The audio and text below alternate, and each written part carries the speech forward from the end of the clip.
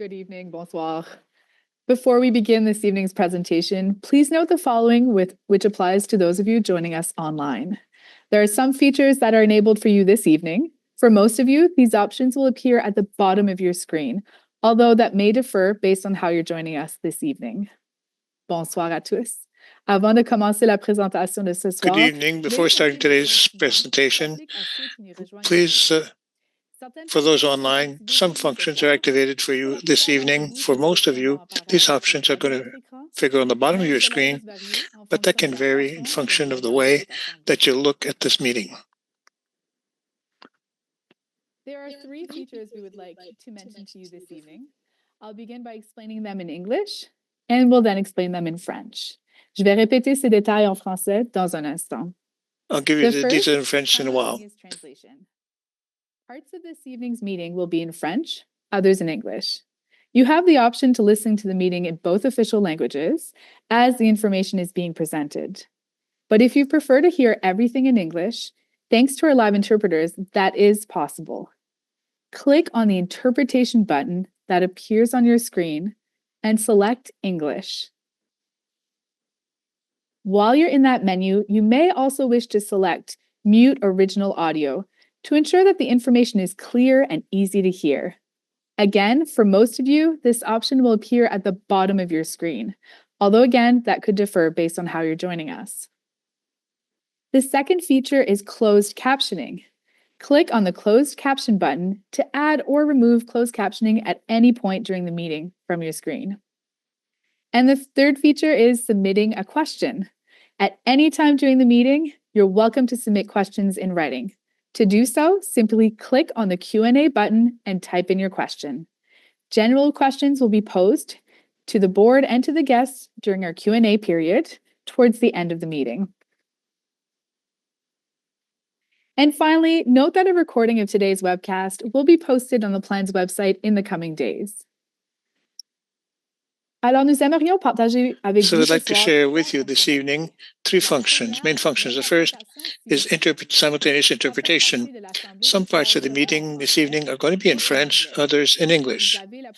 So you have the possibility of listening to the meeting in both official languages, like the information is presented.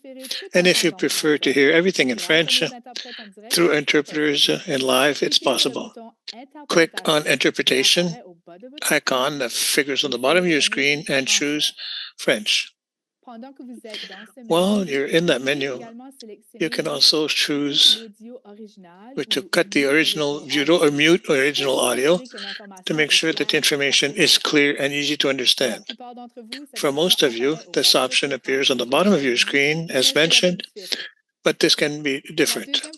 The second function, closed captioning. Click on the closed caption icon to add or suppress this at any time during the meeting. And the third function, submit a question. At any time in the meeting, you can ask questions in writing. To do so, and queue and answer, and put in your question. And it's going to be made for the presentators during the question period. And note that the meetings is going to be available on recording in the days to come.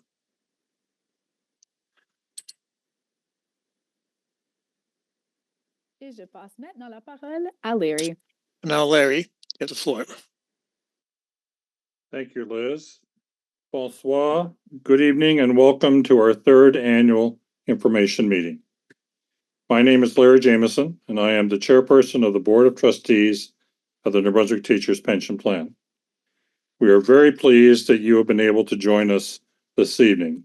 Thank you for taking the time to do so. Joining me this evening are my fellow trustees and observers. At this time, there are 10 of us who have been appointed to the Board of Trustees, including Marcel Larocque, a retired teacher and recently retired acting executive director of AEFNB, Jane Garbett, senior vice president of corporate operations and administration at New Brunswick-based Ocean Capital Investments, Leonard Lee White, retired Assistant Deputy Minister of the New Brunswick Department of Finance and Treasury Board. Jennifer Morrison, currently Treasurer of the University of New Brunswick. Amy Murdoch, Controller for the Province of New Brunswick. Bob Fitzpatrick, retired teacher, who also held roles as President and Executive Director of NBTA. And Remy Gauthier, teacher and Director of Member Services at IEFNB. We also have two observers, Michael Ketchum, retired teacher and retired as staff officer for Teacher Welfare Services at NBTA, and Carrie Lepke, teacher, former chief spokesperson, and current executive director of the New Brunswick Teachers Federation. More extensive biographies for each of us are available on the plan's website. As for myself, after many years of teaching and serving as a principal, I held several roles with the NBTA, where I retired in recent years from my role as executive director. Together, we have diverse backgrounds, which strengthen the decisions the board and its decision making. Half of us have been appointed by the New Brunswick Teachers Federation, while the other half have been appointed by the province. Our two observers have been appointed by the NBTF and are invited to attend all board meetings. Even though we are appointed by the NBTF and the province, each of us has a fiduciary responsibility to the plan and to plan members, and must act in the best interest of the plan and its members when administering the affairs of the NBTPP. Failure to do so can result in disciplinary actions or revocation of our appointment. We also have two presenters joining us this evening who will share important plan updates with you shortly. Yves Plourde is an actuary and partner with the plan's independent actuarial firm, TELUS Health. And Sean Hewitt, President and CEO of Vescor Inc., the plan's investment manager and administration services provider. Sean joined Vescor in April of this year upon the retirement of John Sinclair. This year, the plan reached a special milestone. 10 years since the plan converted to the NBTPP on July 1st, 2014. The purpose of this conversion was simple and has remained consistent: to provide secure, lifetime pensions to teachers upon retirement, including inflation protection. As a board, we continue to diligently oversee the security of the NBTPP and its finances, with the ongoing support of those who work at managing the plan. Indicators of the plan's success include the ability to provide indexation to members annually, a clear demonstration that the stable, lower risk investment strategies required by the plan have led to positive outcomes. I am extremely proud of the outcomes of the past decade and where our plan stands today, which our presenters will share with you in further detail this evening. Before welcoming this evening's presenters, I would like to take a few minutes to speak about the history of this plan, what led to the reform, what happened as a result, and where we are today. New Brunswick has had a teacher pension plan since 1910, nearly 115 years. In 1990, the teacher pension plan was underfunded by $900 million and was only funded at 45%. At the time, a deal was reached with the provincial government to ensure the unfunded portion would be covered through special payments, while contribution rates were increased for both teachers and employers. The ultimate goal was to have a fully funded plan by 2017. In 2000, the plan actually moved into a surplus, then quickly fell back to a deficit. Extra payments were restarted in 2003, including one extra payment, with the goal to be again fully funded by 2017. For years, defined benefit pension plans around the world were under increasing pressure. This pressure was exceptionally concerning and started to hit close to home when two significant plans here in New Brunswick failed, leaving their members with reduced pensions or no pensions at all. In 2010, the provincial government named a task force on pensions with an objective of making pensions secure, sustainable, and affordable. By 2011-12, the provincial government began to promote the idea of shared risk plans. A number of factors put the teacher's pension plan at risk. People were and continue to live longer. We are experiencing historically low interest rates at the time. Accounting principles were changing, and government was no longer willing to contribute over $100 million annually in extra contributions. As the review of the teacher's pension plan unfolded in early 2014, the teacher's pension plan had a funding level of 89.5%. The NBTF became convinced that without the extra contributions by government, the teacher's pension plan was an overpriced plan that was not sustainable nor affordable in the long term. It was clear that too much was at risk, and some changes to the plan needed to be made. In working with partners, the NBTF established objectives that should a conversion take place, certain plan provisions had to be protected. These included the Age Service Index retirement eligibility rules, as opposed to a specific age as per other shared risk plans. Purchase of service rules needed to be maintained, and modest increases in contributions. The impact had to be reasonable for teachers. With that, the parties involved, the provincial government and the NBTF, agreed to the plan design, contribution rates, governance, and adjustments to the asset mix in March of 2014. By July 1st, the plan was converted from the TPA, the Teachers Pension Plan Act, to the NBTPP, the New Brunswick Teachers Pension Plan.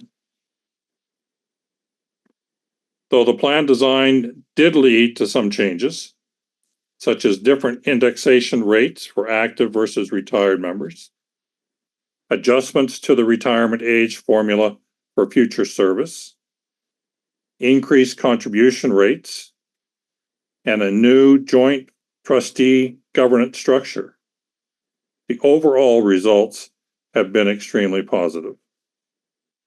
Today, our plan is fully funded, with an excess funding to further protect us through tougher economic periods, including the recent periods of high inflation and volatile financial markets.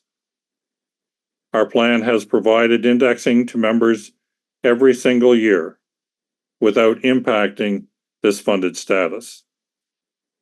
These are extremely positive outcomes, especially when considering that some of our peer pension plans have no indexing and in many cases are not fully funded and remain at risk. As our presenters join us this evening, I invite you to pay special attention to the funding status of the plan, the history of our indexation, and how that impacts both active and retired members, and the financial results of the plan. You'll also have the opportunity to learn more about the resources available to you as members of the plan. So, without further ado, I am pleased to welcome Yves Plourde, who will speak to the plan's most recent cost certificate. The actuary conducts a review of the plan annually, an actuarial valuation report every 3 years, and cost certificates in between. These reports are very important for us as a board. The results help guide our decisions as they provide a snapshot of the plan's financial health. Yves will speak to the most recent cost certificates this evening. Before Yves begins, a quick reminder to set your preferred language using the interpretation button that appears on your screen.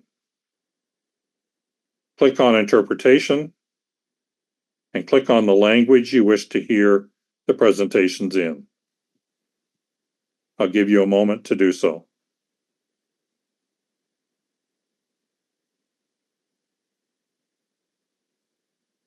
Thank you.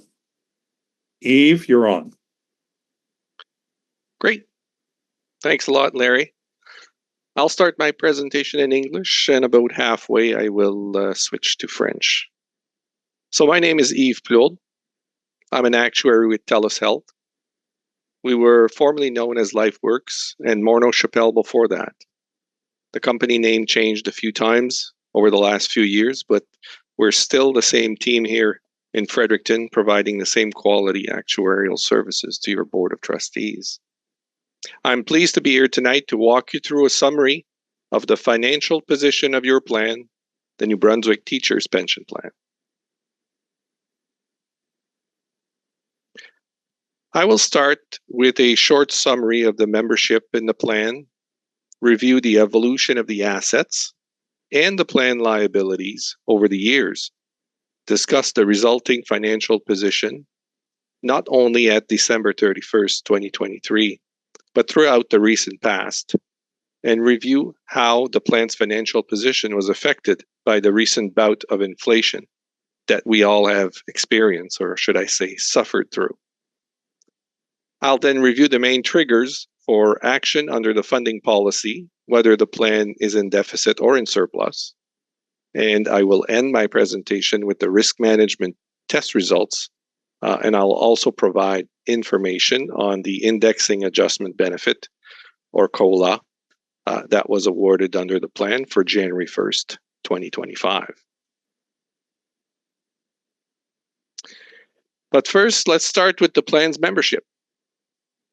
The number of active members shown by the orange bars, after stabilizing over 2019 to 2021 at about 8,500, has now increased over the last couple of years to reach over 9,200 active employees. On the other end, the number of retirees, shown by the blue bars, has grown very slowly over the last few years, as baby boomers have mostly retired by now. The plan is just short of 9,900 retirees at this time. For many years, the proportion of retired plan members compared to the number of active members has steadily increased. However, we've seen a stabilization of this ratio in recent years and expect that the proportion of retirees to active members will now remain fairly stable or even reduce if the number of active members continues to increase at the rate it has increased over the last 2 years. It is healthy for the plan to see its number of active members increase because it slows down the otherwise natural maturation of the plan, which in turn reduces the overall risk associated with providing benefits. On the asset side, the pension fund depicted by the green bars here has increased significantly since 2013, from about 4.6 billion at that time to its highest at over 7 billion as of December 31st, 2021. After a reduction in assets in 2022, it has now increased back to over $6.8 billion at December 31st, 2023. The year 2022 was particularly difficult due to the impact of high inflation and ever-increasing interest rates, putting negative pressures on investment returns of pension plans. However, we saw 2023 provide more reasonable investment results, with a return for 2023 of 6.39%. This return allowed the pension fund to start to grow again after a difficult year 2022. Now, in order to be able to determine the financial position of the plan, we need to compare the assets of the plan to its liability. The plan's liability is a representation of how much money we believe should be in the fund at the time of the valuation in order to pay all the benefits that members have accrued up to the date of the valuation. In order to calculate the liability, being the red bars in the graph, we need to make many assumptions about the future. One of the most important of those assumptions is the discount rate that we use to put a value on your pension plan liability. This rate represents our long-term estimate of expected investment returns for the future, and it is used to discount to today's date all expected future benefit payments from the pension plan. We use a discount rate of 6.25% per annum for the plan. This assumption is a conservative estimate of what we believe the plan can earn over the next 20 to 25 years, given the current level of interest rates and expected investment returns for the future.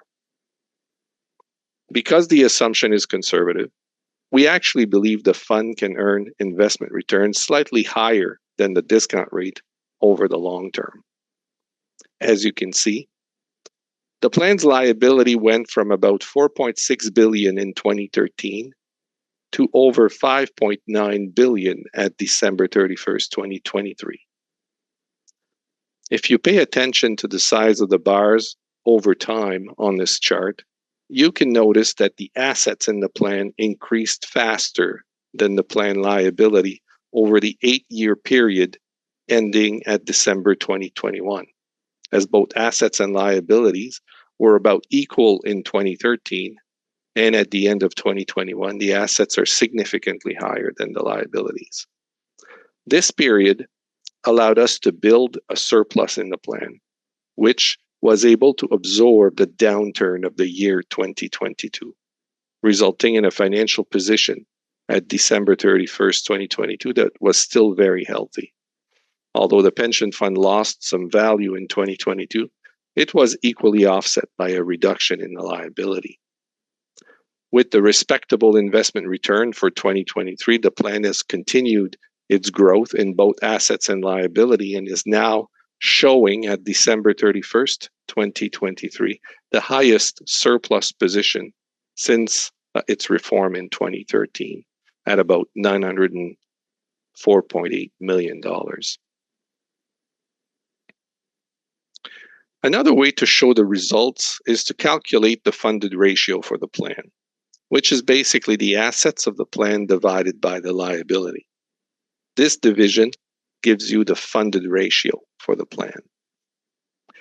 As you can see in this graph, this ratio has remained above 100% over the recent past, which means that we believe there's enough assets in the plan to provide for all the benefits payable for the lifetime of active members and retirees.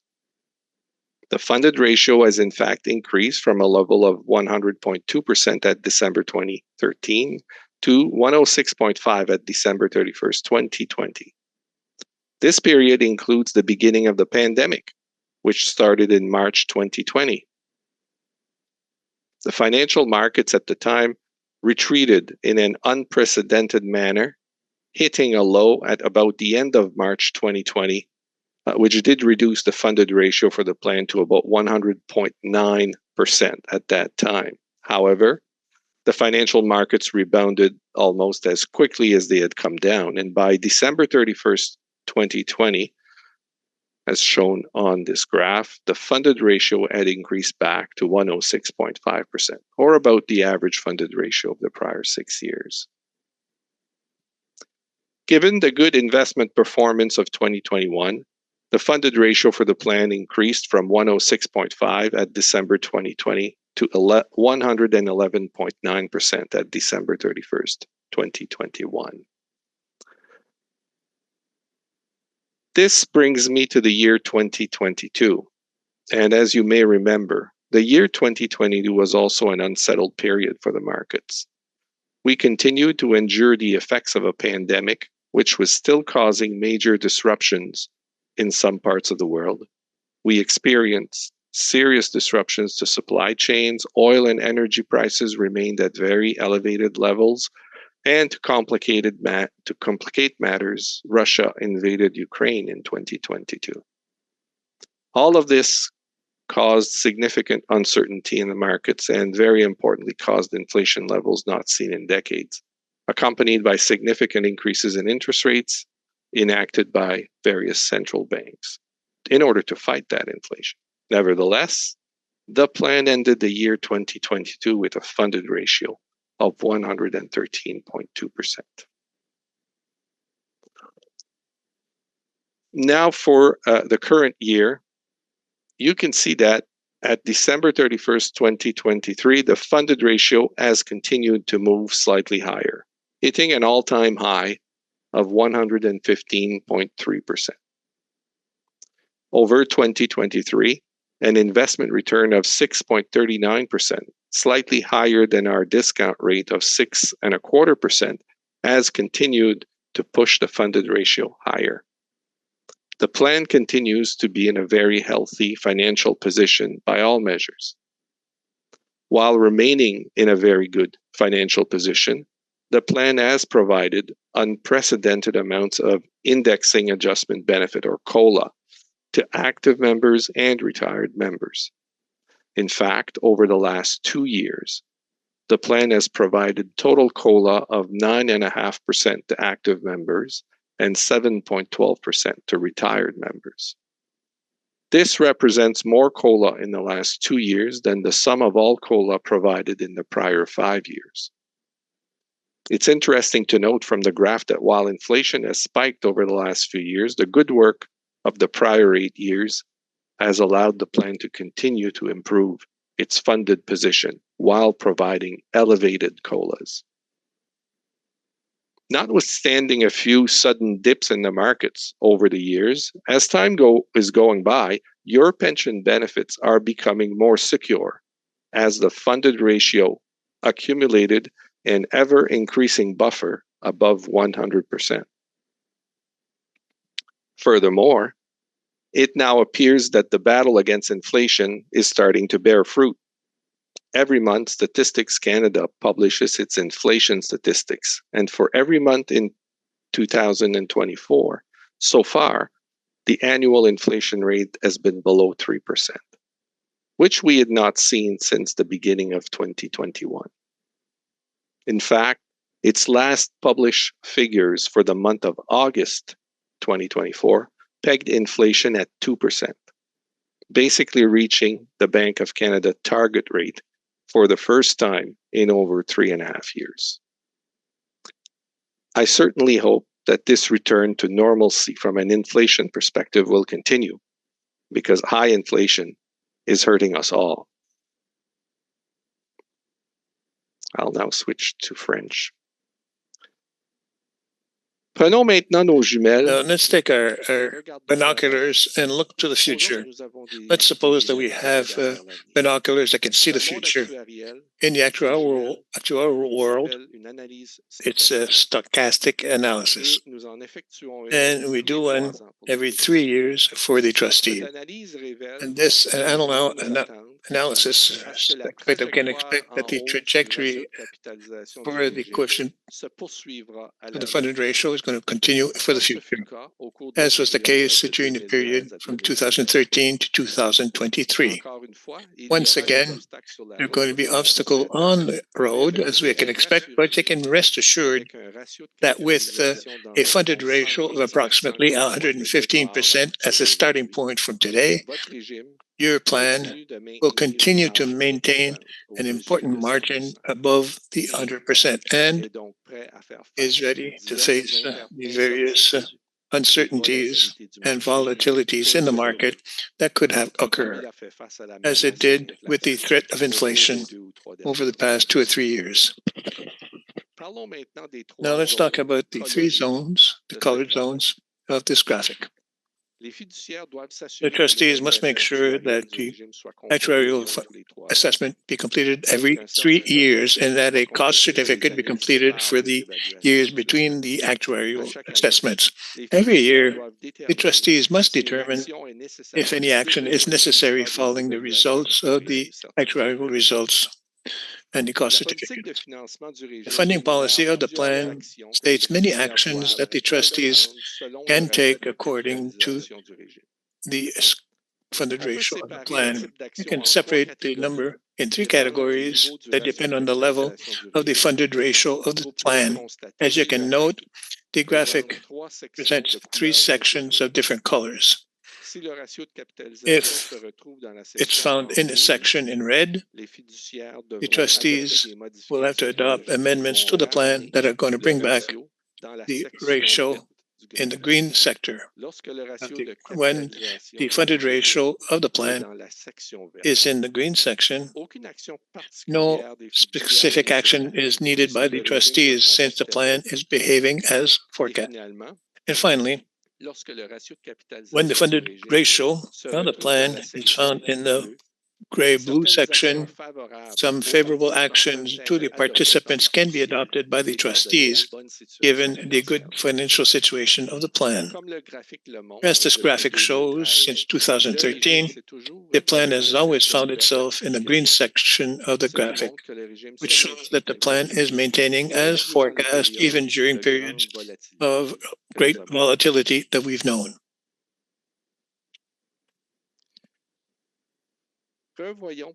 What we're seeing in more detail, that the actions to be taken by the trustees according to the 3 sections of the graphic. The red section on the bottom shows the trustees' actions if the funded ratio of the plan should fall below 92%, an average for 3 consecutive years. In that case, the trustees will have to increase the contributions to the plan up to 3% of earnings and shared equally between the participants and the employer. If this is not sufficient to bring back the funded ratio above 100% over the 15 next years, adjustments to the COLA will be having to be eliminated.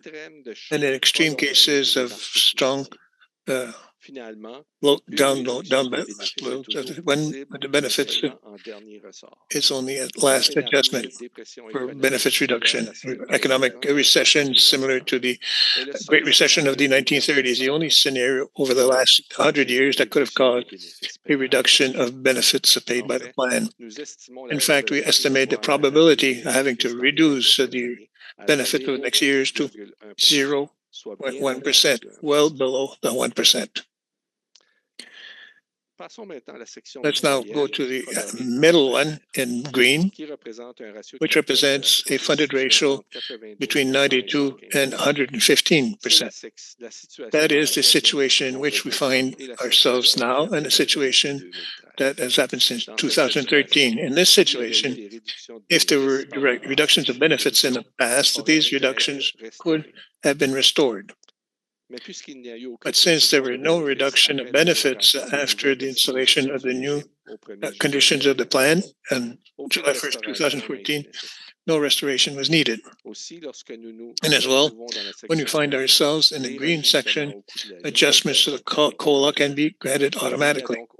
So there's no action needed by the trustees to change the benefits or the contributions. On top of the graphic, we find the third section. That is the gray-blue section, which is reached when the funded ratio in the plan is above 115%. Above 115%, reductions in contributions up to 3% of earnings shared equally between the participants and the employer could be adopted.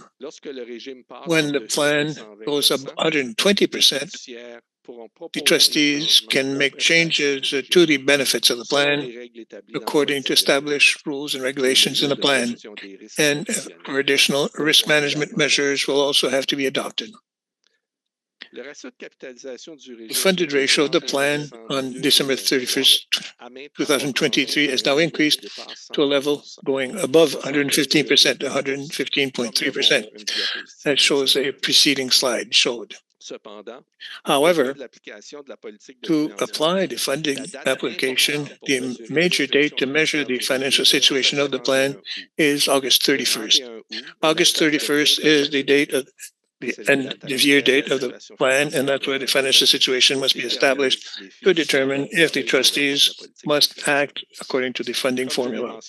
As mentioned, a funding ratio of 115%, the active participants and the employer can benefit of a reduction of the contributions of up to 3% of earnings, shared equally, about 1.5% of the salary each. On August 31st, 2023, the funding ratio was established at 113%, so always below that 115%. On August 31st, 2024, the financial situation still has not been established. However, the trustees have asked that an actuarial assessment be done on that date, so as to guarantee that the most precise information or data be available to determine if there's a reduction in the contribution should be applied. The results of that actuarial assessment are going to be available in the spring 2025, and the trustees are going to communicate the results to all the parties soon afterwards, with the involvement that can happen on the level of any reduction of the, if such is the case, will start 1 year after the assessment, that is August 31st, 2025.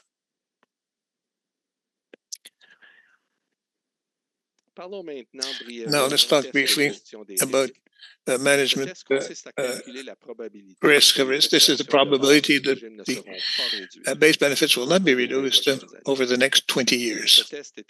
This test is done during the actuarial evaluation of the plan every 3 years. And the last actuarial evaluation of the plan was done on August 31st, 2022, and then the risk manager test was at 99.9%, which means that in 99.9% of the cases studied, the trustees do not have to reduce the benefits in the plan over the next 20 years. This score goes beyond the level of 97.5% according to the actual evaluation plans. Since the plan fulfills that criteria, you can rest assured that your benefits are very safe. I'll now conclude my presentation by dealing with the indexing adjustment benefit granted by the plan on August 1st, 2025. Every year, January 1st, if there's a funding ratio that's above approximately 90%, adjustment benefit will be granted. The adjustment is based on the consumer price index increase, which is a measure of inflation in Canada. It is calculated by Statistics Canada, and according to the plan, is subject to a ceiling of 25%. The adjustments granted on January 1st, 2025 is based on the increase of the CPI for the year August 31st, 2024, and during that period, Statistics Canada calculated an average rate of 3.11%. This year, inflation is not going above the ceiling of 4.75% forecast by the plan. Since inflation has not gone above the ceiling this year, full inflation is going to be used to calculate the index adjustment benefit. So according to the plan, our active participants are going to receive the full amount of inflation applied on their pension, accrued pension in the plan, and retirees and survivors are going to receive 75% of inflation. For active participants, this represents an adjustment to the cost of life of 3.11%. And for the retirees and survivors, an adjustment to the cost of living of 2.33% from January 1st, 2025. Finally, I'd like to repeat that the plan could continue to grant COLA and as long as the funding ratio of the plan remains above approximately 90%. Even at the lowest part of the financial markets at the end of March 2020 and during the lowering in 2022, the markets, the funding ratio has remained above 100%. This indicates that your COLA over the past few years have never been in danger. And we estimate that the plan is going to be able to continue to provide indexing adjustment benefits for many years to come. I hope that you'll find the information interesting and useful, and that allow you to better understand the resilience of your plan faced with the adversity of the markets. Thank you for your attention, and I'll remain available for the question period. Larry, you have the mic. Thank you very much. Merci bien. We have a minor technical issue that we're dealing with in the background, but we'll keep moving forward.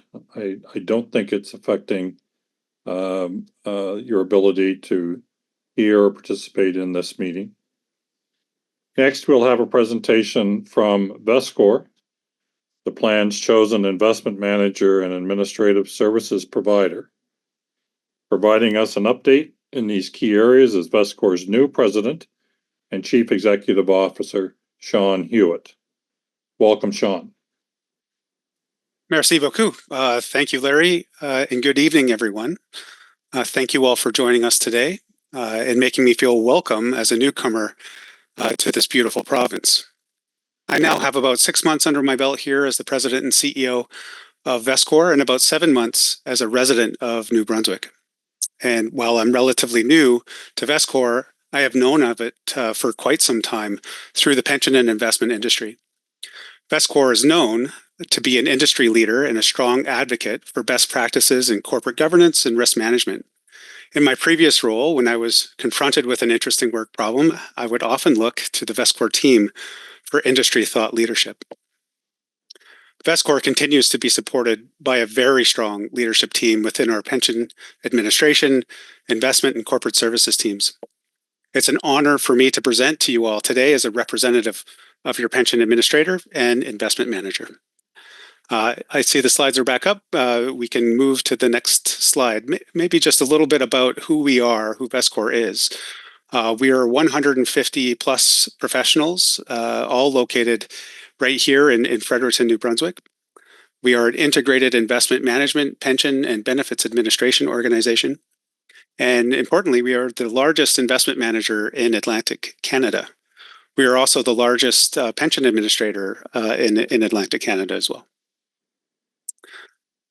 Moving on to the next slide, we were created in 2016 by the Legislative Assembly, but we are an independent and non-for-profit in our design. We are jointly owned by your pension plan and by the New Brunswick Public Service Pension Plan, and we are independent of government. Importantly, we are regulated and supervised as an investment fund manager and portfolio manager by the New Brunswick Financial and Consumer Services Commission, and we are very importantly committed to serving our clients and their members. Vescor has approximately 21 billion assets under management at the end of 2023, of which the Teachers' Pension Plan is a significant part, with assets nearing 6.8 billion at the end of 2023. We serve, on behalf of our clients, 111,000 pension plan members, with nearly 20,000 of those being teachers, both active and retired. I'll dive a little bit deeper into the investments. There are 4 numbers that I'll walk through. The teacher's pension plan is $6.8 billion at the end of last year, which is the result of a 10-year growth of over $2 billion over the last 10 years. That growth has been supported by an annualized investment return equal to 6.39%, which has exceeded our actuarial discount rate, which is important in both retirement security and providing cost of living updates. 0.14% is the cost of us providing investment management services to your plan. Unlike for-profit investment firms and banks who charge significantly more, our ratio is one of the most cost-effective in Canada. That's what makes VestScore model a little different. We are a non-for-profit company focused on growth for our clients. For every $100 invested, VestScore's costs total 14 cents. This is approximately 0.2% or 20 basis points per year lower than the median Canadian pension plan of similar size. This is very significant. Based on 6.8 billion assets under management, 0.2% means that more than 13 million is saved in lower annual fees for the teacher's pension plan. That represents hundreds of annual public sector and teacher pensions that could be funded with these savings. Here's a snapshot of investment returns over time for the plan, and I have an update here through to June 30th of this year. This year, through June 30th, we have earned an investment return that is slightly higher than 5%, which is modestly above the investment benchmark return over the period. Over the 1-year period ending June 30th, 2024, we have earned over 9% return. The last 12 months have been characterized by relatively high returns driven from strong global equity markets. Over longer periods, we have earned an annualized return equal to 6.35% over a 4-year period and 6.6% since plan conversion in 2014, both significantly outperforming their investment benchmarks. The investment approach is actively managed by the investment team here in Fredericton under the leadership of our Chief Investment Officer, John Spinney. This outperformance over the benchmark is significant. The added value since 2014 equates to roughly $700 million in excess return, net of all fees and expenses. Now moving our focus to the plan administration area, which is led by our Chief Pension and Benefits Officer, Marilyn McConnell. 5 key areas that I'll touch on. Our pension administration team handles the day-to-day administration of the plan. They are responsible for providing members with formal pension estimates, outlining retirement options, and setting you up for retirement. The member services team provides support to active, deferred, and retired members and beneficiaries and employers. You can reach this team 5 days a week for any questions that you may have. We'll provide the number later on in the presentation. Our communications team manages the plan's website on behalf of the board and works with the board to create newsletters and organize this annual meeting. Our board support services offers governance support and governance best practice expertise to the board of trustees.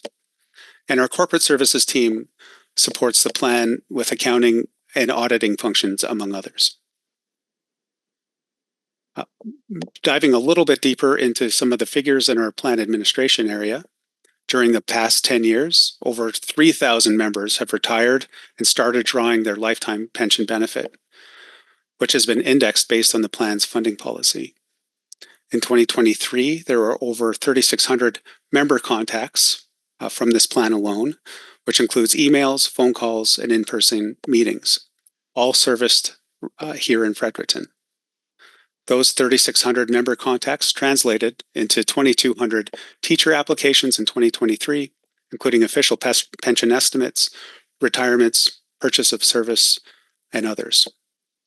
Importantly, if you did interact with a member of our member services team, you would have received a short survey where we are pleased to report that our member satisfaction scores remain quite high, with a 95% satisfaction rate.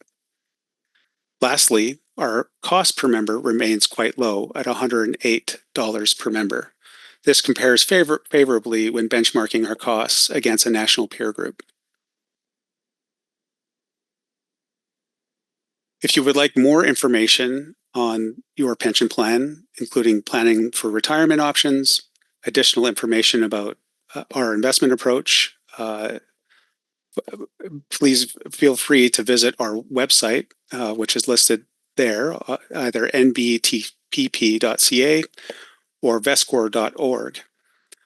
We also issue a responsible investment report annually, and we'll be able to share our third annual report due out this later this year. So keep an eye out on the website for that. And perhaps just wrapping up, in summary, we serve as a central resource to plan members and employers and have an incredible team based here in New Brunswick. If you have any questions, please don't hesitate to call. We have listed the numbers here on the screen, and we strive to be a trusted advisor for your board of trustees and operate as a non-for-profit committed to long-term retirement security for New Brunswick teachers pension plan members. Thank you all, and I will be here to answer any questions that you may have. I'll turn it back to you, Larry. Thank you. Thank you, Sean. Welcome to Vescor and to working with our plan, and welcome to New Brunswick. That completes our formal presentations for today.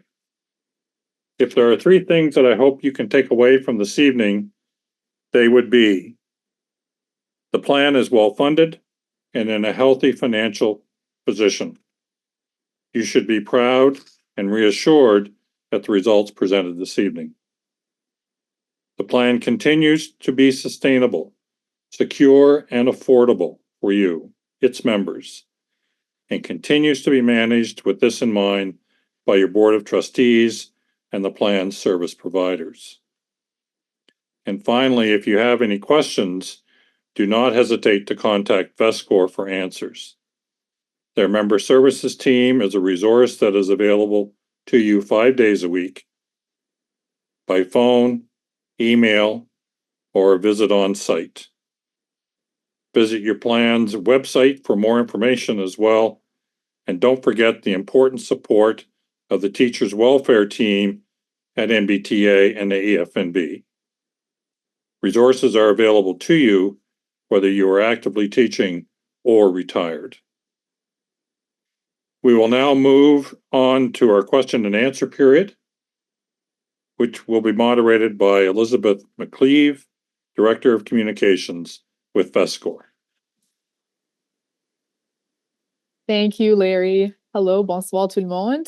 Je suis heureuse d'être avec Evening, vous. everyone. I'm happy to be with you this evening for the question period from members. As Larry mentioned, I'm Elizabeth McLeod, and I'm the Director of Communications of Vescor. If you have any questions to ask to your members of the Board of Trustees or the presenters, please submit them at any time under questions and answers. And if we cannot answer the questions during the period of our period of presentations this evening, you can ask them after.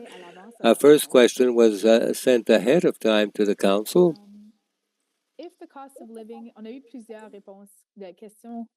We had several questions like this. Sort of around this subject. If the cost of living index exceeds the maximum limit allowed on our pension plan, then the 75% max for retired pensioners should be raised. Is this something that is possible, that is being looked into?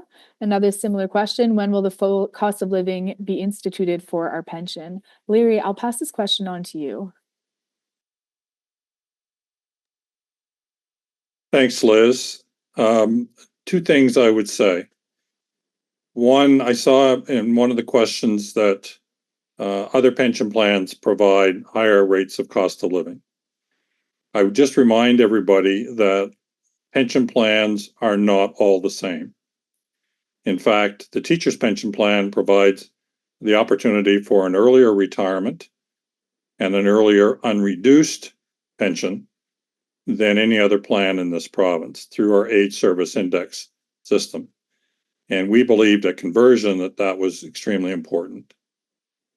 Secondly, the 75% indexing for retirees was an important part of being able to convert this plan so that it could remain very similar to what had come before for future teachers and future retirees. Indexing is one of the most expensive elements in a pension plan. And without that, the plan could not have been converted as it currently is. The trustees have been looking and have presented to the parties, government, and to the Teachers Federation, the possibility of developing a catch-up provision so that when indexing hits a cap and cost of living is actually higher than that cap, that in years when cost of living is below a cap and we can afford to add additional indexing to plan members, that be a possibility. The parties are considering that issue and have not yet made a decision or advised to trustees on a route forward. I would finally note that such a change would require legislative amendment since it's part of the legislation that created the plan. I hope that helps answer most of that question. Thank you, Larry. Deuxième question. A second question, this one for Sean. Is it fully rented at this time? Sean, I think you could probably answer this question. I'm sorry, Liz, I missed that. Could you repeat? Yes. Is the building you work out of part of our portfolio? Is it fully rented at this time? We do have a ownership interest in the building, which is a part of our real estate program. We have a 50% interest alongside our developer, and we are happy to report that the building is nearly leased up. There is a very small, a medium-sized office space available on the first floor, and a very small space on the fifth floor. But other than that, we were successful in onboarding two quite large tenants over the past 18 months or so. So the building is now very close to being totally leased up. Thank you, Sean. A question that was submitted in advance of this evening's meeting. If a pension began in September 1999, has a pension begun in September 1999 kept pace with inflation? If not, how far off the mark are we? I think this one is probably best for Eve to answer. Great, thank you, Liz. The teacher's pension plan has received indexing or COLA every year, basically, for a long, long time. So between the period of 99 until it was reformed on July 1st, 2014, it would have received full inflation. So you would be fully covered there. For the period from 2014 until today, the formula has changed and the inflation protection is at 75% of inflation. And the plan has been able to provide 75% of inflation as is intended for the plan since 2014, except for 2 years. The last 2 years, so January 1st, 2024 and January 1st, 2023, when inflation was over 5.5%. The plan has hit a cap of 4.75%, and therefore, for those 2 years, has missed about a 0.75% per year for the active members and 75% of that, so 0.6% about every year for 2 years. So a total of 1.2% has not been given yet, and as Larry alluded to, the trustees are working with the parties to try to provide that missing piece at some future date.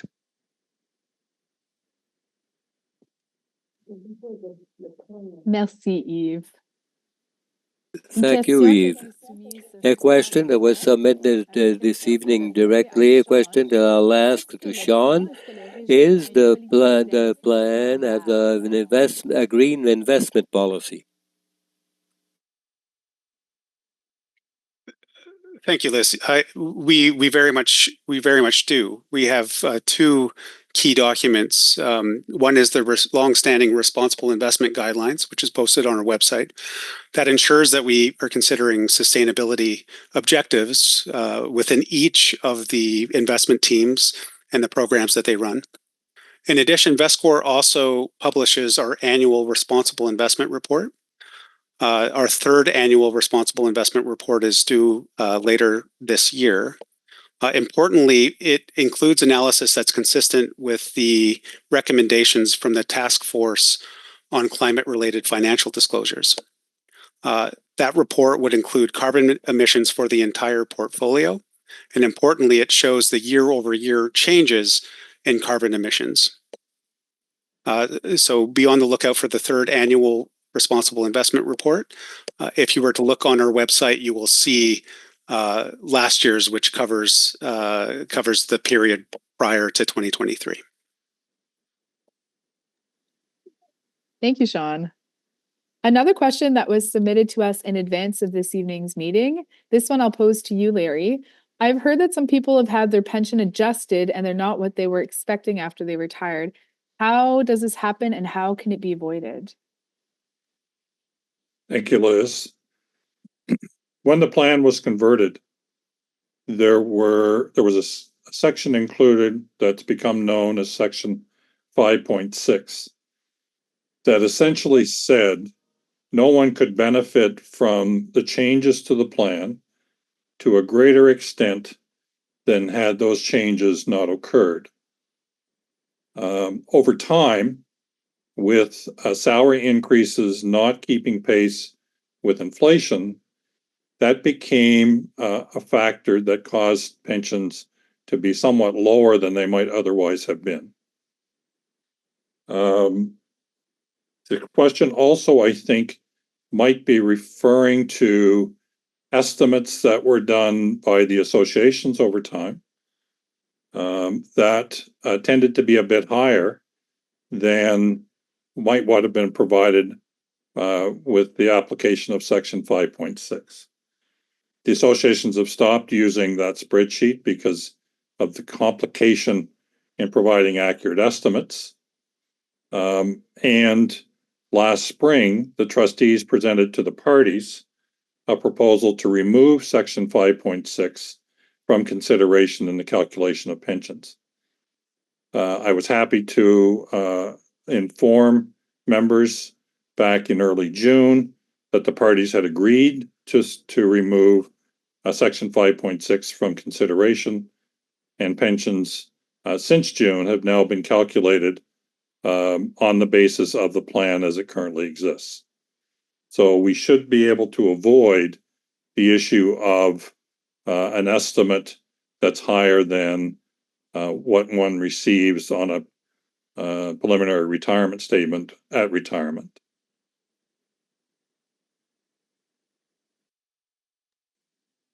Thank you, Larry. Our next question will be for Sean. Do we invest in Bitcoin? Does the plan invest in Bitcoin or any stocks related to the chain links? We do not invest in Bitcoin or other cryptocurrencies, but we may own equity that's involved in technology related or that services cryptocurrencies, like blockchain type technology stocks.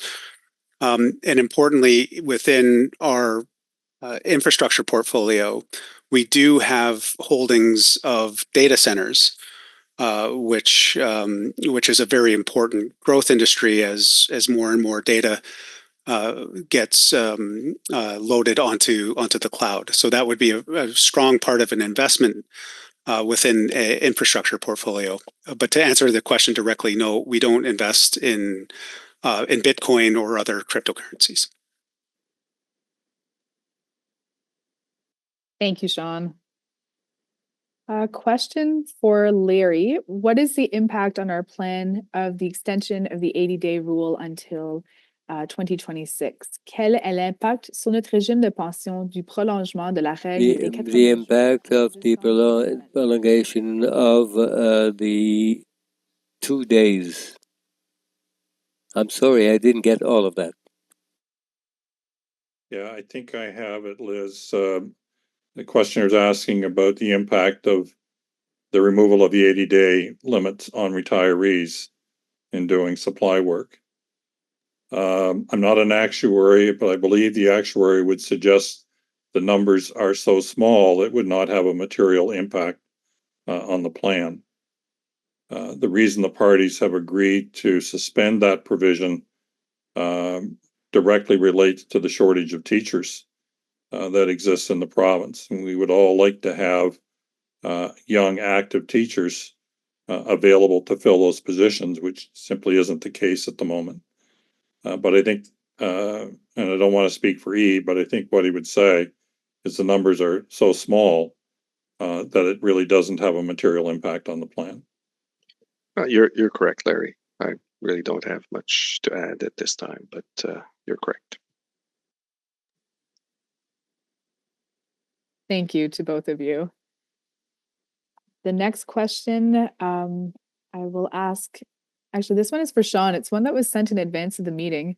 Is it still possible to get credit for years of education in a Commonwealth country or another Canadian province? It is possible, yes. But it depends on the existence of something called a reciprocal transfer agreement. VESCOR and the teacher's pension plan does have several reciprocal transfer agreements available with several jurisdictions. So I'd ask the person who asked the question to refer to the member booklet or perhaps call our member services team for more information on those transfer agreements that are currently in place.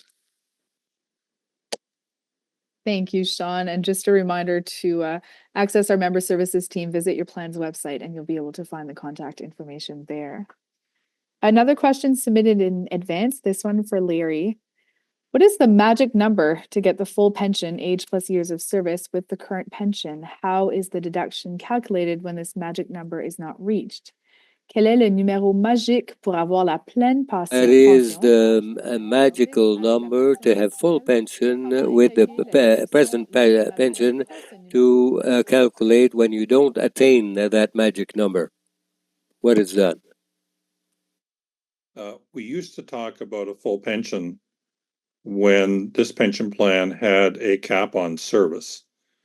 At one time, this plan, you could only accrue a maximum of 35 years of pensionable service for the calculation of benefits, and we referred to that as a full pension. The writer of the question might now be referring to, because that cap has been removed, might now be referring to when would one have reached an unreduced pension. An unreduced pension can be reached at an age service index of 91, so that at that point, a combination of age plus total service, an individual receives everything that they've earned to that point. There's nothing held back, what we used to call a reduction, or age 62 with a minimum of 20 years of service. Those 2 points would be unreduced pensions.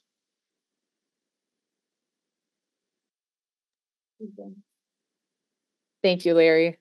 A question that came in this evening through the chat. Above 150%, both the participant and the employer are to reduce contributions by 3% of salary, 1.5% each. Instead of losing the employer contribution, it would be nice to continue all contributions until 120% and then look at increasing benefits. Is that something that could be considered? I don't know if Larry or Eve, who this would be best fitted for.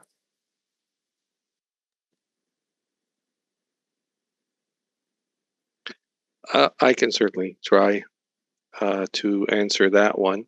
There is a lot of possibilities in terms of how plans are structured and who benefits from contribution reductions first versus versus benefit increases and things like that. And those were arguments that were debated back in 2014 when the plan was reformed and created. And at that time, it was decided by the parties that when the plan reaches 115, that first the contribution reduction would apply.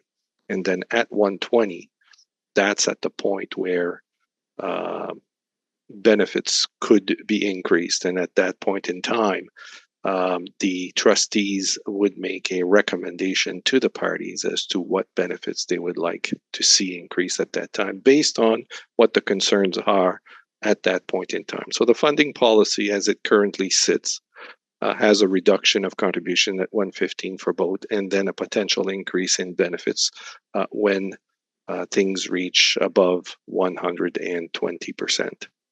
There were some potential changes proposed to the parties as part of the exercise where we looked at the catch-up that Larry was talking about, at implementing a catch-up where we would have potentially played with those thresholds. So it can be done, but it requires a participation of all parties and an agreement on the subject. But for now, as it sits now, the reduction in contributions happens first, and the increases in benefits would happen second above 120.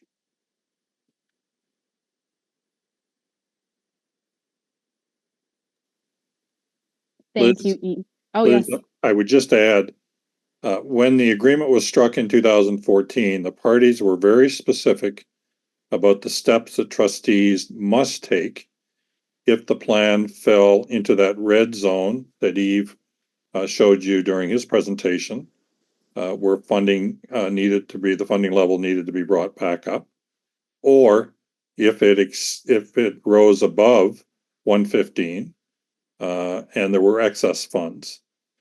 In order to change those steps, the parties would have to agree, which is what Eve has just outlined for you. Thank you, Larry. Thank you, Eve. Thank you both for those answers. Another question we received online. We have a couple more online. Are you only considering the CPI for adjusting benefits? I think, Eve, you could probably answer this one. The CPI provides a general measure based on a basket of goods, which may not fully capture the realities of different socioeconomic groups, such as teachers. For example, the real cost of living for some teachers has increased by over 40%, while the CPI showed a much lower figure. How do you justify that your adjustment structure will allow retirees to maintain a decent quality of life and not experience a gradual decline? Yes, that's a great question, Liz, and from our listener. There's various ways and various measures that we would love to be able to use to determine increases to retirees and increases to the accrued pensions of active members. But in Canada, we have something called the Income Tax Act, which is limiting our ability to do what may be the most appropriate thing, because the Income Tax Act limits increases to pensions that retirees receive to increases in CPI. So pension plans in Canada that do offer indexing or COLA are limited to CPI in terms of what they use to provide indexing to their members.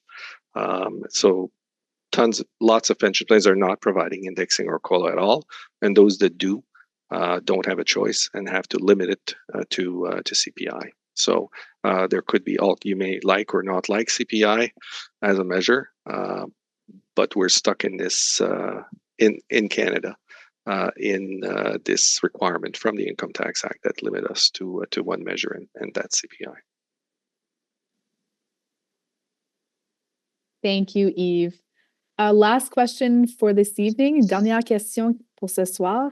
Est-ce possible pour les enseignants actifs et Is it possible for teachers, active and retired, to have access to the investments of VESCOR? Retired teachers to access a list of our investments, of VESCOR's investments.